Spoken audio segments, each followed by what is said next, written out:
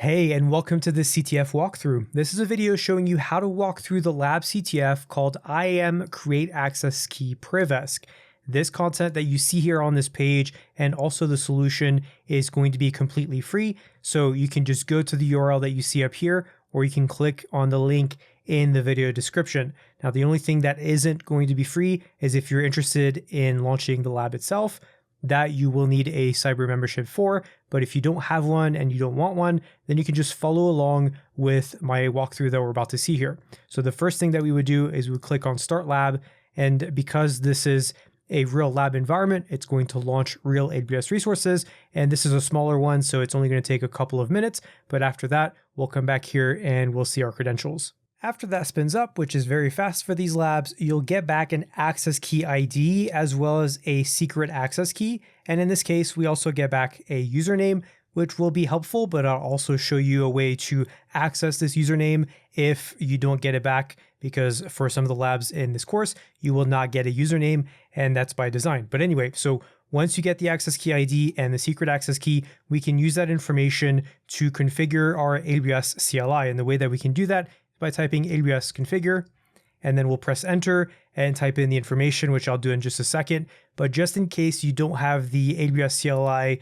installed and configured already, you can just Google for that. You can do install AWS CLI, and then just click on the first link that you see up here. And this will explain how to install the AWS CLI version 2. So go ahead and complete this step depending on your operating system. This is pretty straightforward, so I won't show you how to do it. And then once you have it installed, go ahead and type in this command and then press enter. First, it will ask you to enter the access key ID. You can click on this to copy it here. And then it will ask for the secret access key, which you can copy and paste this way. Make sure you're using US East 1 as the default. You can type that in if you don't see that here. And then I like to use JSON as the output default format. You can do text if you prefer, or just leave it default, totally up to you. Now, if you already had the AWS CLI installed and you're using it for other projects, which means you already have credentials set up in your AWS CLI, what you can do is you can type in AWS configure and then tack on a profile name, like example for example, and it will ask you to put in the same information that we saw up here. And that will do the same thing as this command here, except it will create a separate profile by this name. And so in the future, once you issue the commands, you would tack on this profile name here, and it will grab the correct credentials without you having to lose your prior credentials that you already have. If you don't have the AWS CLI installed before this, then ignore what I just said and just focus on this top part right here. So once we have our credentials set, we are now ready to start the CTF. And as the name of the lab implies, we're going to exploit IAM create-acces-key to find a privilege escalation opportunity. If you were to look at the scenario of this lab, it would explain that you're looking for customer PII in an Amazon S3 bucket, which unfortunately is a fairly common example and scenario of breaches that we see in the AWS cloud when Amazon S3 buckets are misconfigured by customers of AWS. So we're going to be using create-acces-key in order to be able to access that customer PII in Amazon S3. Now, the reason that we'll be able to do that with create-acces-key is not because create-acces-key by itself is a problem or has a vulnerability or anything like that. It's because if create-acces-key is misconfigured and that permission is granted to your user in an incorrect way, which we'll see what that looks like in a moment, then in that case, you can actually use that to create access keys for other AWS users apart from your own user, which is fine if you're an admin user, right? You want to be able to do that. That's great. But if you're not an admin user, maybe you're a support or just a lower level privilege IAM user, then in that case, you should not be able to do that for other IAM users or AWS users in general. And we'll demonstrate why that is here in just a second. So to get started, we can pull up documentation about create-acces-key. And in particular, I'm interested in CLI documentation. So we can click on that here. And then we'll switch over to version 2, which is the latest version. If you're still using version 1 with the CLI, then feel free to do that. But most of us by now should be transitioning over to version 2. So we can see that in order to create an access key, we can use AWS IAM create-acces-key, and then we supply a username. So that can give us an indication of how we can get started with this lab, because we need to understand who we want to create an access key for. And so in order to do that, we have to enumerate this environment. We also need to see in the first place if we have access to be able to do this, if we have this permission for the user that we just configured above here with the credentials. So in order to do that, we first have to start by enumerating this AWS environment. And a very common command that you will see attackers issue when they first get access to credentials like this is AWS STS get caller identity. STS stands for Security Token Service. And so this is basically the who am I version that you would use on Linux to see who your user is. Now remember that if you configured with a profile at the end, you would also make sure that you're tacking that on. So like this, for example, but because I didn't do that, I will just go ahead and type in this command and press enter and just see what happens. From this who am I call, we are getting a user identity or ID, excuse me. We're getting the account number or account ID, and we're getting an Amazon resource name or ARN, which is a unique identifier. In this case, it does confirm that we are an IAM user, and this is the name of our IAM user, which for this lab, I've added -attacker in order to be able to differentiate between that and the victim that we will be exploiting here momentarily. So this is a good call just to get situational awareness and see what's going on. This is a really solid starting point. But if you're not familiar with AWS in general, one thing I want to point out is that IAM users get permissions through what's called an IAM policy, and that's either an inline policy or it can be an attached managed policy that can be attached to a user, or as a best practice, you can inherit permissions by being added to a group. In fact, as I said, this is a best practice, and so a good starting point is to see if you are part of a group, and then we can go from there. And the way that you can do that is by typing AWS IAM list groups for user, and then you'll pass in the username like this. Oops. And that's where this is important, because now we can grab this information from here, we can paste it in, and then again, if you had a profile, go ahead and type in the profile information. Since I don't, I won't, and then going forward, I'll leave that off. Just don't forget to issue it or you'll have some issues. And this will spit back out a result that shows that we are indeed part of our group. This group name is the following. We have -developer. You can ignore the front part there. That's just for the lab. We have a group ID, group ARN, creation date, all that good information. All we really care about right here is the group name itself, because now what we can do is we can enumerate the permissions associated with this group by typing in AWS IAM list group policies, and then group name, and then we will copy and paste this group name here.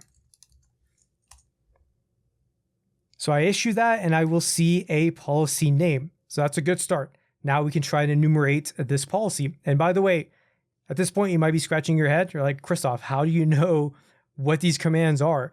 One of the reasons I know is because I do this quite a bit, especially for these labs. But the other reason I know is because you can troll through this documentation here. And as an example, we just issued list group policies. You can search for that here, and you can see the exact command that I issued. You can see what it does, how to issue it, what's required, what's optional in the brackets here. And so this gives you a complete breakdown of all those options and everything. I've been doing this a little bit, so I remember some of these commands, but if I didn't, what I could do is I could search for example, if I want to enumerate policies based on the policy name, then I might start by searching for policy. Obviously, I don't want to attach a group policy or a role policy or any of that, but I can keep searching through.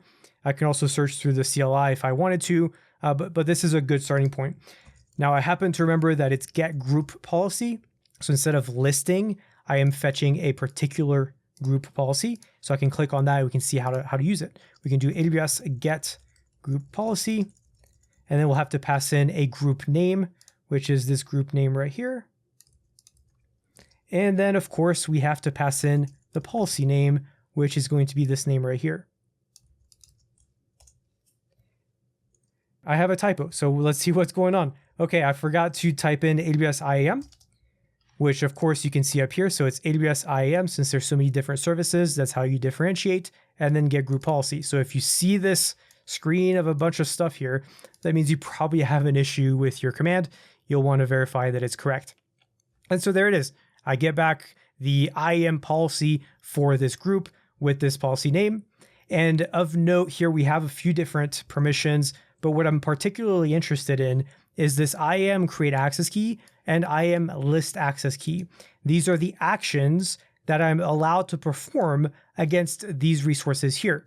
And as you can see, these resources in this case are ARNs, Amazon Resource Names. And we have my user ARN, the dash attacker, but we also have a dash victim ARN, or the user victim, which in this case, I should not be able to create access keys for or list access keys for. So this was misconfigured, and I'm going to be able to create access keys and even list access keys for this victim user because of this policy statement that you see right here. And so that's why it's so important to enumerate things like groups, policies, policy names, and so on to understand what you have access to and to potentially find some privilege escalation paths, just as we did here. One other important thing is this tells us that there's probably a user in this AWS environment by this name here. Now, if I didn't have this information, if this wasn't returned, another call I can make to list out different users in my environments is I can type in AWS IAM list users, and we will see back the same information.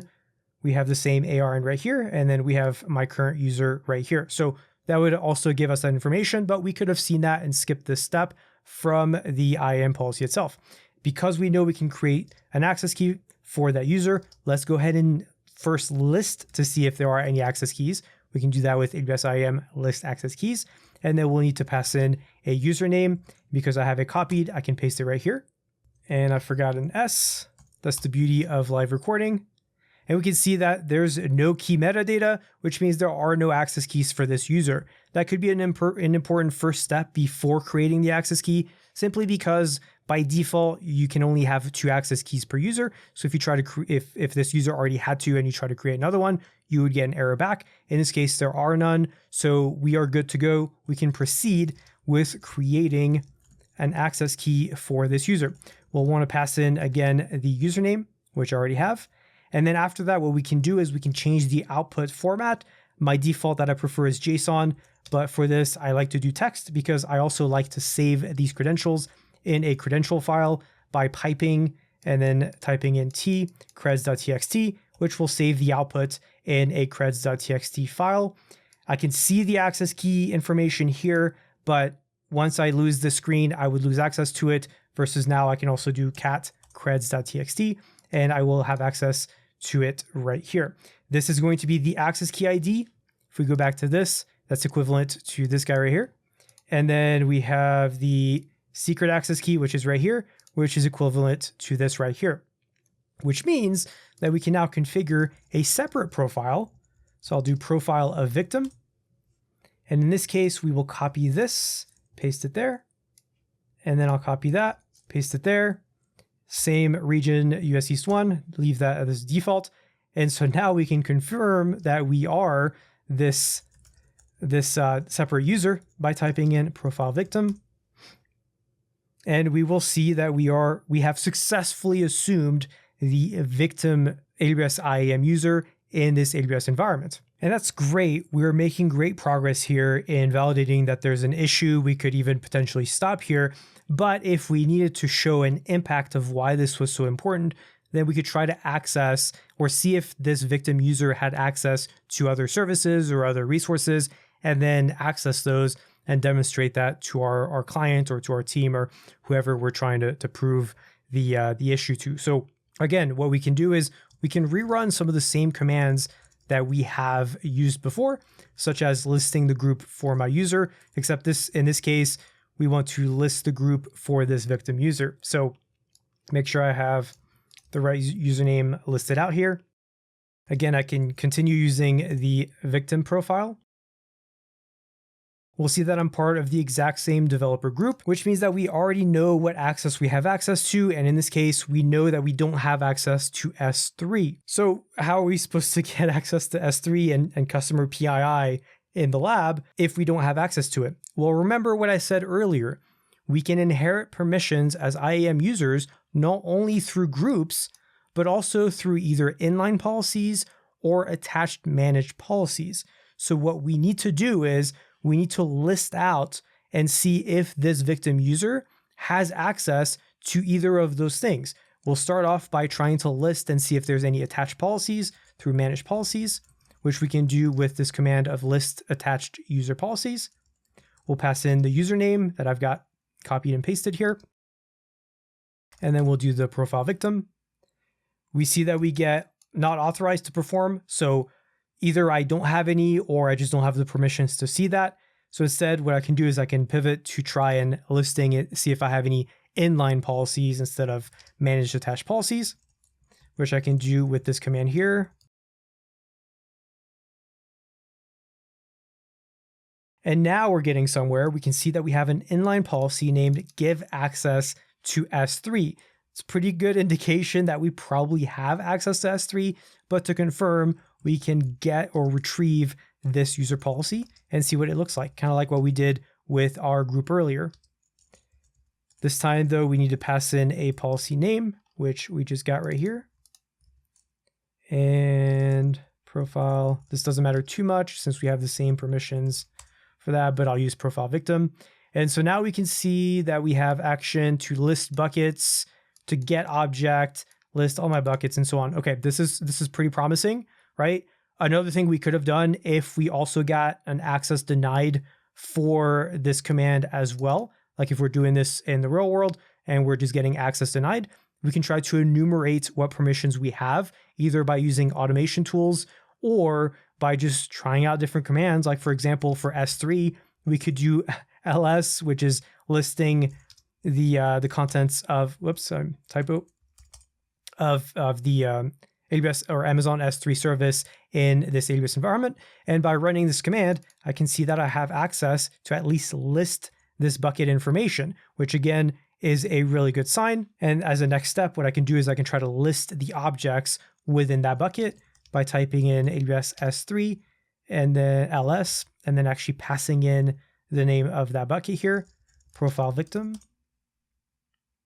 And we can see two documents right here. We have customers.txt and SSN, which stands for social security number if you're not from the US, .csv. As a last step to prove this, we can download those files using the sync command. Again, you pass in the bucket name, and then you will want to pass in a directory where you want to download this at. I'll just do downloads on my local computer. We'll do profile victim. And we don't get an error back, which is a good sign. Let's go in my downloads directory. And if I open up the file, we will see customers.txt that has customer information. And then we'll see social security number or ssn.csv that has customer information and social security numbers. So congratulations, you've successfully exploited IAM CreateAccessKey to access a user that you should never have been able to access, and then download sensitive data from a restricted bucket. Obviously, from an attacker's perspective, this is fantastic because now you can go back to your client and tell them that you found something very juicy. But from the defense perspective, this is pretty terrible, right? How can we prevent this? How can we make sure that this doesn't happen in our organization's AWS environments? Well, first and foremost, IAM users nowadays should actually be avoided entirely whenever possible. The reason is that they require long-term credentials, and long-term credentials used to be the main way of accessing AWS, but that has been changed in recent years. And AWS now highly recommends using short-term credentials only through something like Identity Center and single sign-on using roles, etc. I actually have a blog post on this topic if you're interested in reading more on how you can do that, especially if you already have IAM users and you're trying to transition away from long-term credentials. But many organizations still use IAM users because they've been running on AWS for years, and that's how they built out. And that would be a major overhaul for them to change that up. Or maybe they don't know how, or they are not following best practices. Also, even if you're getting rid of long-term credentials, short-term credentials still have permissions. And so that doesn't defend against insider threats, for example. So to prevent this specific attack, we would need to update the policy that allowed the IAM create-access-key that we saw earlier. So let's search for that. See if we can find it here real quick. If it's not too far back up. Come on. Where was it at? here.